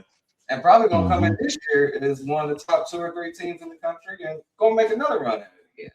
So whatever disadvantages Brian Kelly had, Freeman ain't got him. So I think he's a hell of a coach. And like I said, it's unanimous. We got Freeman and Cincinnati moving on to the, will that be semifinals, the final four against Venables and Lincoln Riley. So the next show that we do on Sunday, I think it's going to be a really great matchup. Yeah. And we put Dan Lannon and Ryan Day versus Bill Parker. For the ones who don't know, is Iowa's D coordinator, which is a hell of a D coordinator, and Kalen DeBoer. It would. So, but yeah, he's going to whatchamacallit. Yep. Yeah. There you are. You made it live with us. I did. Marty Ice has left the building and Matty Ice has returned. Nice. That's okay. We're gonna do a little stuff, Marty Ice. You can sit beside you. I'm gonna. Yeah, I think we're gonna have a great matchup in that one. If Bill Parker right now, if I would, and we'll talk more about this on next show. But Bill Parker, I would open up the bank and pay him whatever the hell he wants to come be my D coordinator, because he's probably one, two, three. I'd say probably number 4 D coordinator on this list. I think you could have a good argument to put him as the number 4 D coordinator behind Venables, Kirby, and Lanning. It would be interesting to see what other D coordinator defense outscores his. Yeah, a defense scores. He scored points. Yeah, they get it and they go back on it. Right. They do. So yep, so that's gonna be our matchup next week. It's all unanimous. Freeman and Cincinnati move on. The next thing that we got coming up is where I got it. Here we go. Matt, you want to introduce the next segment, Taz? Okay, next segment is rivalry we want back every year. Yes. Up this week is Keystone Classic, Penn State versus Pitt. That's been a hell of a game, y'all. Yeah, I know a lot of us down south don't know. I mean, we know about it, but it's not big. It's been in front of our minds about it and everything. But that's been a great matchup. Ted, when was the first time they met? How long ago was it? When they first met? Yeah, first game. 1893. Damn. Penn State wins that game 32-0. Bragging rights. Right after you. Yeah. The last meeting was September 2019. Pitt wins that game 17-10. So we're what, 6-7 years already? Yeah, game. Since the last time? Yeah. Wow. Yeah. That's insane. Total meeting is even 100. Oh well, hell, we got to get the 1-1 in there. Yeah, Pitt leads 53-43-4. Okay. Largest, well, Penn State Yeah. leads. Largest victory, Penn State, 59-0. Man. Longest win streak, Pitt, 14, 1922 to 1938. And current win streak is 3, and that's belongs to Penn State from 2017 to the present. So when it, is renewed, Yeah. Pitt still has a streak going. So And it's a fun tidbit for you. During that longest winning streak, Pitt's head coach, Jack Sutherland, never lost to Penn State. Went 12-0 from 1924 to 1938. He did. So he came through and he's like, no, we're not losing to them. What do you think about the rivalry, Matt? I love old rivalries, and I love, like, the older the rivalry, the more I think it should stay around. This is just like one of those good old fashions ones, just built off pure hate. Like, this one was like just legitimately because of regional hate. This was the biggest in-state football argument between Western Pennsylvania, Central Pennsylvania. Like, this is city school versus land grant. That's kind of what they used to look at it back in the day. Like, the big city versus the farm. Like, it's a pretty powerful rivalry that you said back in the day. I honestly, like, this would do so many great things for that local area specifically, just to kind of create buzz back in the state. Like, I think that these are two programs. Obviously, I think Penn State, we probably would agree, is a little bit more elevated than Pitt is, but like, this is two programs that aren't far enough apart that this game is not always going to be good. Like, look at Auburn and Georgia. Like that's another one that is built on hate. And I know we're not talking about that one right now because it still exists, but Auburn can be the most coached by Hugh Freeze team ever and still play Georgia within 3 or 7 points consistently, right? Yep. The cool thing about this one, like if you look at this rivalry and like the fan perspective, and I kind of looked up some of the things, the fans act like they don't need this. They both view the other school as beneath them. Like Pitt looks at it as like, we're a tougher school to get into. Like Penn State is, they look at it like different ways. Penn State obviously views that Pitt's beneath them. It's a ton of tension. They act like it's not their rival. And I think while Penn State, I think recruits on more of a national stage, if Pitt gets the ability to impact Penn State's recruiting, I think that has something to do with it. And not to mention, this is a conference that is good in scheduling for both programs, right? Like this is a Power 4 opponent that Pitt has the opportunity, not just a Power 4 opponent, but like a powerhouse Power 4 opponent that Pitt gets an opportunity to go knock off every year, right? Like Pitt doesn't always get those opportunities to really be in a game where they can knock off of a rivalry. And I will say, so with 2016, 2019, those games sold out consistently. Like the last series of games that were played, because it took a pause before that as well, but the last ones consistently sold out the second the tickets went on sale.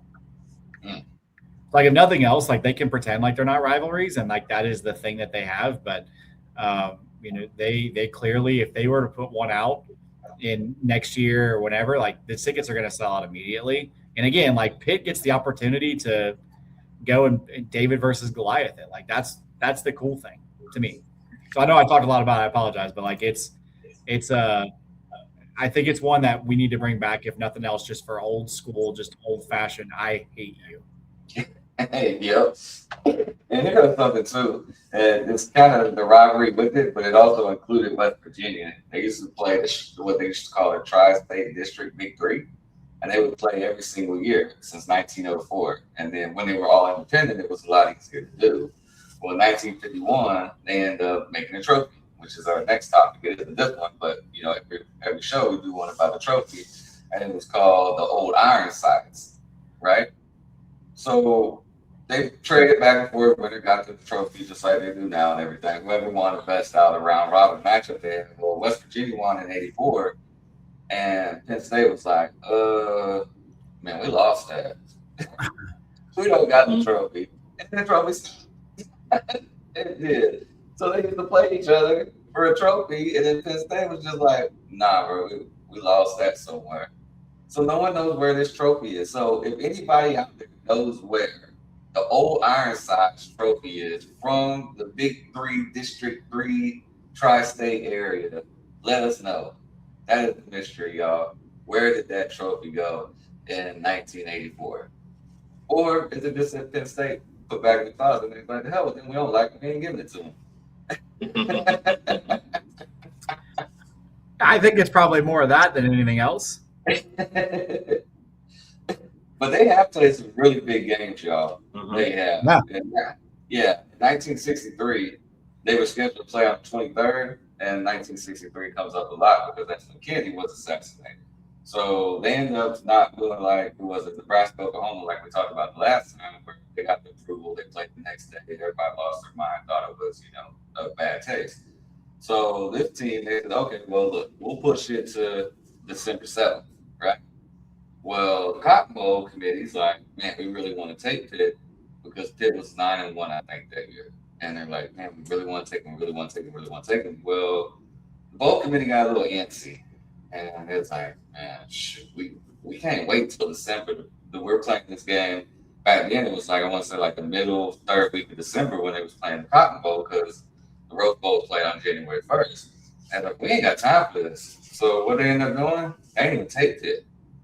So Pitt went, I think, 9-1, 10-1 that year. They didn't play the bowl game because they actually ended up postponing that game because of the tragedy that happened. And the Cotton Bowl wouldn't let them just hold on, like, we're going to win this game. But because it was a game against Penn State, and they're like, we don't really know if they're going to win it, and we don't want them if they got 2 losses, but we got to make a jump. We got to make a decision. So actually, that year, '63, that Pitt lost one game that year was at home and wasn't bowling. It wasn't. You got any other stories or anything like that, Ted? Yeah, just some notable players that played in this game for Penn State. What we have is Mika Parsons, LeVar Arrington, That's my boy. Jack Ham, Franco Harris, Paul Pulowski, and Trace McSorley. Lineman, you. Yeah. His linebacker. Right. Other side of the ball for the Pitt Panthers, you have Dan Marino, Tony Dorsett. I'm going to say Steve's got it for last.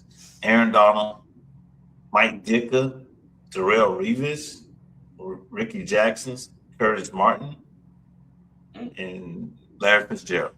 That's my boy. That's your boy.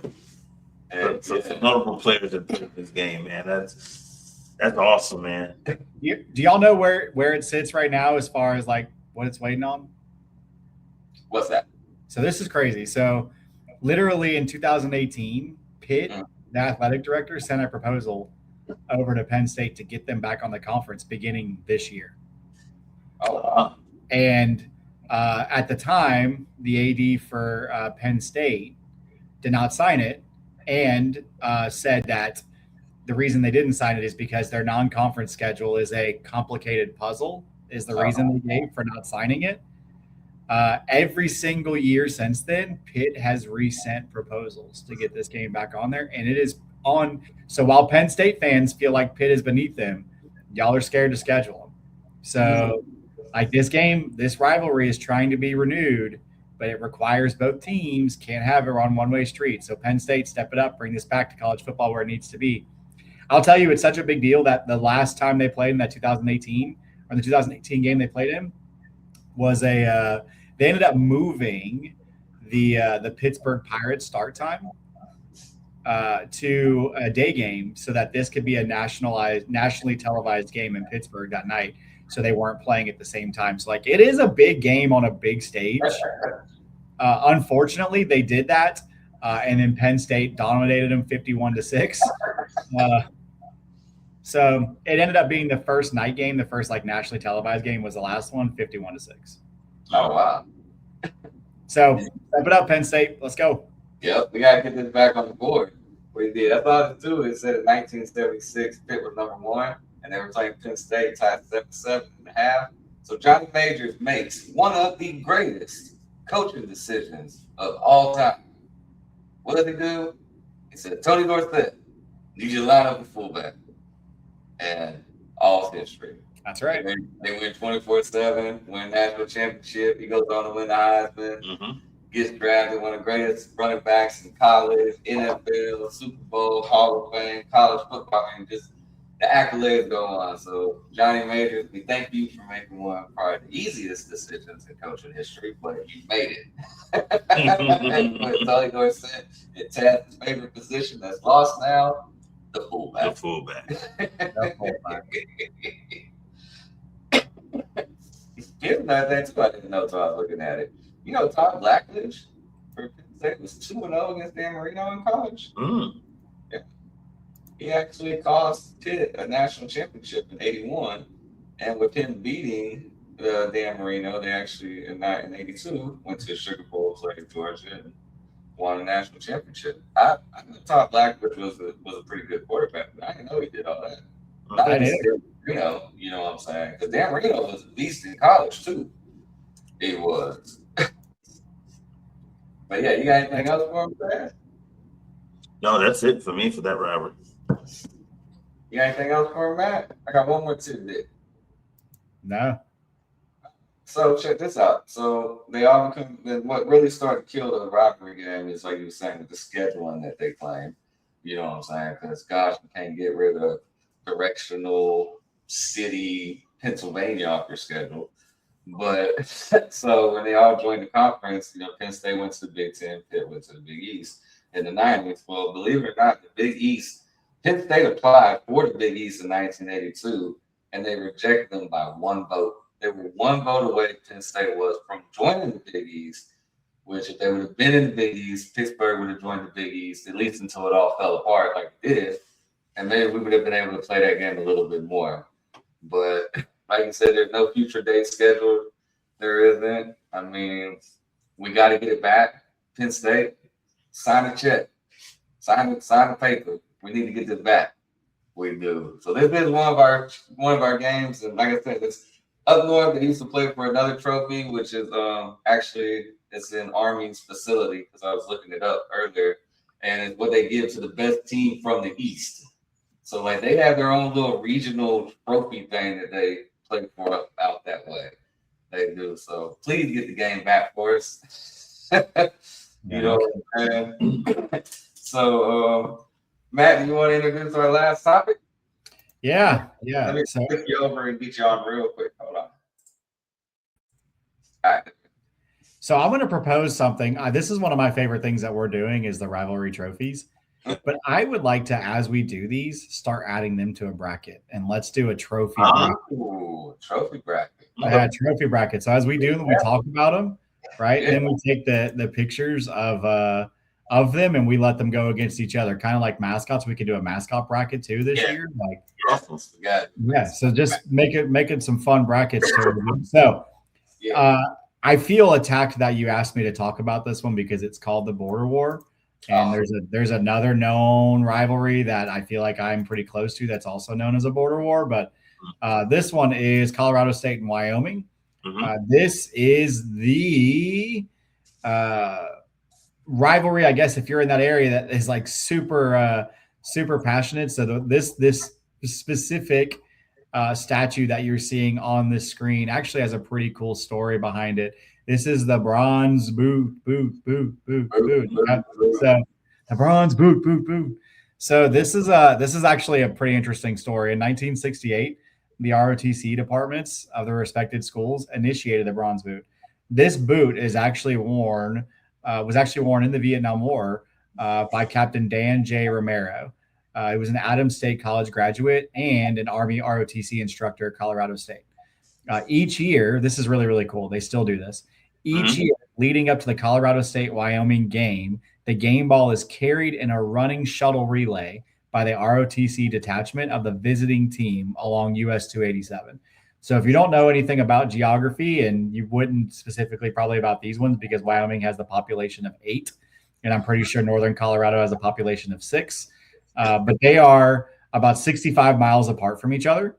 So, and it's literally just about one road will get you there the whole way between the two. So they do, the home team ROTC detachment receives it, runs the game ball to the stadium hosting the game, and then the trophy is guarded by the ROTC unit of the past year's winning school during the game. So it is it's definitely a rivalry that kind of goes back a long way, by the way. Like 1899 is the first meeting. And when you think about that, that's a long time for this area, and you don't really think a lot about that area. I will tell you that the first game resulted in a 12-0, not a win, a forfeit. So Colorado Agriculture, which was the original name of Colorado State, won it. I'm guessing on the other side, Wyoming's 4 players they probably had on the field then was like, this is just too much for us. We can't overcome a 12-point deficit, and hung it up. Either that or because it was the first game, time of the year was the first game played. November 30th. It's cold. Right? And if you're playing football in 1899, like, you're cold. So that forfeit was probably like, hey man, this wind up here on the tundra is kicking up. It sucks. We can't score 2 touchdowns. We can't score 1 touchdown. So let's just call it quits and go drink some stuff and get warm again. So that's kind of the intro of the rivalry. I think that this is a really cool, when you think about the boot is actually worn, it's not something that was made. It's a real, like, the tradition and history there lives on. And the fact that, these 2 teams you don't really think of them as rivals, really. They have actually physically fought though. But when you think about this team not being like super involved, like, it's got some cool stuff to it. So that's the intro. Taz, you want to add a little bit of context about them? Yeah. Also, just real briefly on this boot, it also extends into basketball, was football. So it's just not I guess, which is a football trophy, it's a basketball trophy that these 2 play for. Okay. Also, Colorado AG official ruled Wyoming official and team were refusing to abide by the rules. Colorado AG players started leaving the field. Wyoming official ED MacArthur said that he didn't give a damn for the rules. He told the team to run the touchdown. Then the team's fault. In the first game. Yeah, the first game. He said, damn rules. Y'all run that touchdown here. Yeah, That's the forfeit. yeah. Yep. There's your forfeit. Colorado agriculturals.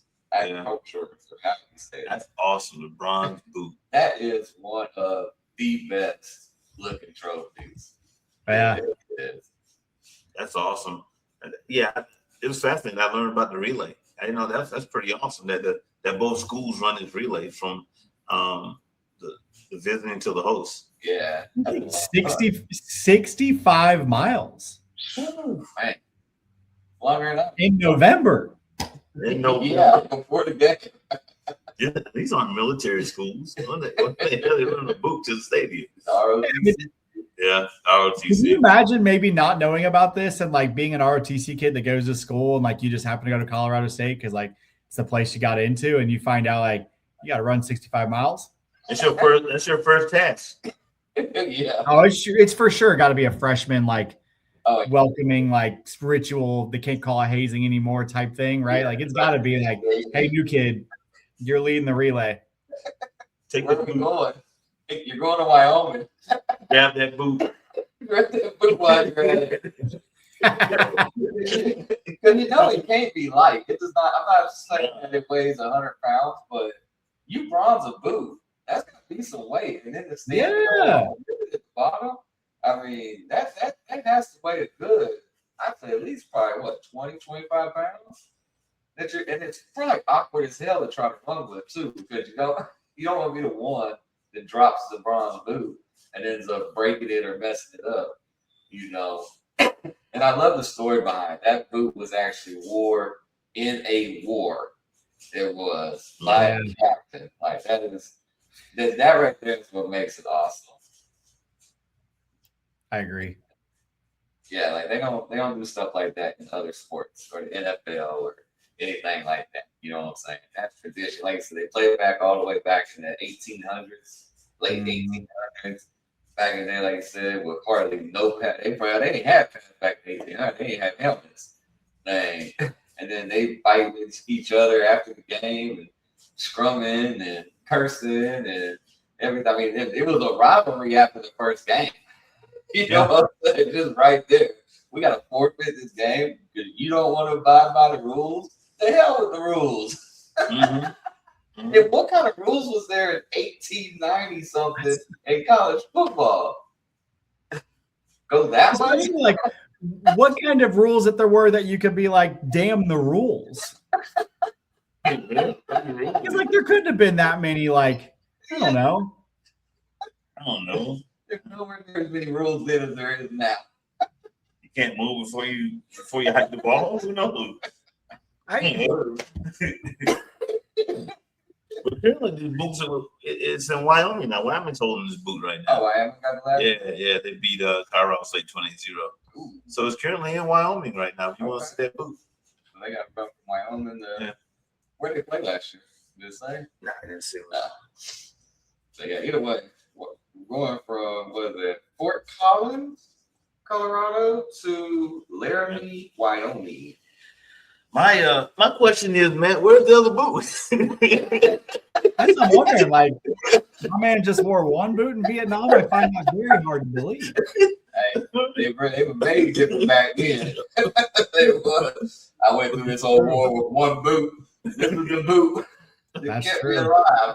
Where the hell's that other boot? You need to find that boot. Here's an off tidbit. You know, Laramie, Wyoming has the highest elevation of any college university at the University of Wyoming. I did not know that. Yeah, so, Even higher than Colorado, because I hear about even Colorado. higher than Colorado. Yeah. Yep, even higher than Colorado. Maybe okay. So I went down a journey. Let's talk about that first one, the first forfeit. In 1899, there were 41 total teams. The season ran from September 9th to December 27th. And crazy enough, the first Division I champion in 1899 is claimed by both schools in the championship. So Harvard and Princeton both claimed the national championship, and they were both in the championship game. Damn the rules. So here's where the rules changed, and I think we may have figured out why. Damn the rules. So in 1899, American football resembled rugby rules. Okay, so there was it typically consisted of 11 players, typically with 7 rushers at the line of scrimmage. In 1899, the rule changed to where you could not have that. It's basically what they did with the tush push now, Right. but it changed to 6 players on the field instead of 7. And so he probably was like, damn the rules. How am I going to possibly move the ball with only 7 or 6 people instead of 7 carrying it at one time? They were allowed, this is crazy. They were allowed 3 downs to advance the ball 5 yards. Oh, damn. Yep. Or rugby style, or they can retreat towards their own end zone 20 yards via running or lateral pass. Dang, so they can go backwards. So they could go backwards and get a first down and then start over going back in progression. And then go back for 5 more yards. Damn the rules. Damn the Damn those rules. What do you mean you can go backwards and get a first down? Damn the rules. What is that? Yeah, I mean, it's crap, right? Yeah. And in that year, the points for touchdowns had also changed from 4 points to 5 points. Now, I have questions because that first game ended in 12 points. I'm sorry. That was also the extra point was added following a touchdown. Right. They gave the option of a place kick from any point on the field parallel to where the touchdown crossed the line. Any point. So, any point. So they called it a punt out is what they called it. So they had to line up in whatever angle it was. Like if you ran it up the middle and you scored a touchdown, you were lining up to kick the extra point from the middle. If you were on the sideline, though, you were lining up from that spot on the sideline that they entered. Wow. Yeah. Damn the rules. Damn the rules. Damn the rules, right? Yeah. Yeah. So the extra point place kick was executed with the holder elevating the ball slightly above the ground as defenders lined up at the goal line. The play began when the ball touched the ground. A mad rush of all defenders to the kicker. It's literally the extra point is just a kicker. Because you can line up on the field wherever you want, but homie, if you line up right by that end zone, you got 6 big dudes with no padding coming for you to rush the ball. No protection. Yeah. No protection. So I actually kind of like this a little bit now that I think about it, because you're gonna have to move yourself back to drop punt it to try to get a field goal. Yeah. Because you got 6 dudes, right? It's it says it's a mad rush that ensued. Oh, it's a mad rush. Players played both offense and defense without substitution. Those being replaced due to exhaustion or injury were forbidden to return to the rest of the game. So if they weren't taking no injuries? Nope. If you got hurt, you were out. And here's the last part. I know we went down a rabbit hole of 1899, and I'm not sorry about it. Let it go. Good. We should pick random things, random years to read the rules on, because this is crazy. Yeah. Coaching from the sideline. So you coaching your team was expressly prohibited. You were only allowed to coach when your team came over in between on the sideline. You could not actively coach your team on the field. You would be penalized. And for that, I say, damn the rules. The rules. Hey, I accept that. So there was no get back. Oh no! Oh, Kirby and Venables, they're done. No. Oh man, that's awesome. That's crazy. So there was no faking injuries back then. You went down. You out. Get back on the field. No, and if you're curious now, because now you absolutely are, and I'm sure everybody else that's still listening at 2 hours in this point has got to be somewhat curious now. Oh, yeah. In 1899, they were both in what they called the Far West College Football Independent category, right? Like that was what they were in. They played, and the interesting thing about this is like they all played different amounts of games. I'm assuming probably weather. Like it's hard to get around to these places, right? So Wyoming, yeah, I mean, like it's got to be impossible. Like what horse and buggy and train, that's pretty much about it. Yeah. But neither one of them would have made it to a championship game anyway. So in 1899, in the first real season of what we now know and love so much as Dr. Pepper, I mean college football, the first year of that, Wyoming won 2 games and Colorado Agriculture won 3. So to that, I say we're not going to stay in a whole game and say, damn the rules. That's right. I will say Missouri, 1899, 9-2. Really wish we could get back to peak form from 1899. I like that. Yeah, we're going to have to do that. We're going to have to pick random years or whatever and do stuff. Yeah, that's great. Like, I knew none of those from back then. You know what I'm saying? Any of those rules and stuff. You see old videos, you hear say here or there, but like, yeah, you don't know the rules from 1899. So yeah, I don't like you say. I see why that coach is like, no, we don't fight. Here's the worst thing. So like Princeton and Harvard, they needed a BCS something back in the day because Sewanee was in the Southern Intercollegiate, actually finished the inaugural season 12-0. So what is now the old SEC? Yeah. So the old SEC, they were the conference champion. They beat Vanderbilt. Vanderbilt was second. The highest that Vanderbilt's ever finished in the SEC was in 1899. Fun fact. They finished 7-2. That was the next closest record, and that in what is now the SEC was Sewanee, undefeated, and then 7-2. I got something for that. I'm gonna make a call right now. On the next episode on Sunday's show, we are going to talk about the powerhouse that Sewanee was back in the day and where they are now. Crazy. What they got going on now. So go ahead and mark that one on the list, and that we're going to talk about them on the next episode. We are. Well, fellas, this has been a fun episode. I really enjoyed this episode. Like you said, we're about running up to the 2-hour mark right now. We are. And like I said, we're burning the candle on both ends, but I've really enjoyed this one. I have. So with all that being said, I think we had a really good show. I do. Like I said, one of our best ones. I keep saying that every time. I'll text y'all when I'll be riding and be like, all right, we're trying to pat ourselves on the back, but a pretty good show. And I feel I'm going to say the same thing when I'm listening to this one on the way to work tomorrow. So, yeah, we got a lot coming up. We do. Don't forget, we're going to have, like I said, the next show on Sunday, we're going to talk to you about the powerhouse of Sewanee. We will. We'll come up with some other, maybe some players we're looking forward to seeing, and a player that's under the radar that no one's really talking about that's going to shock everybody.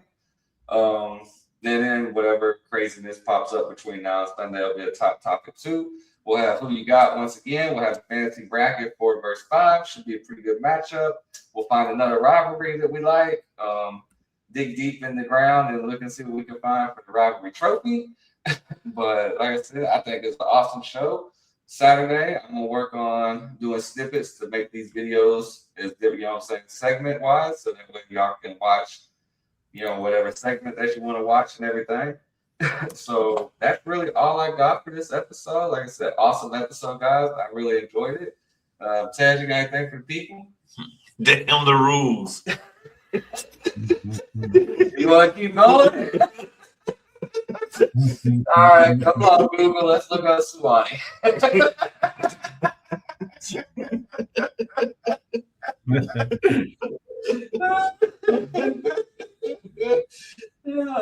Matt, you got anything for the people? Damn Marcus Freeman.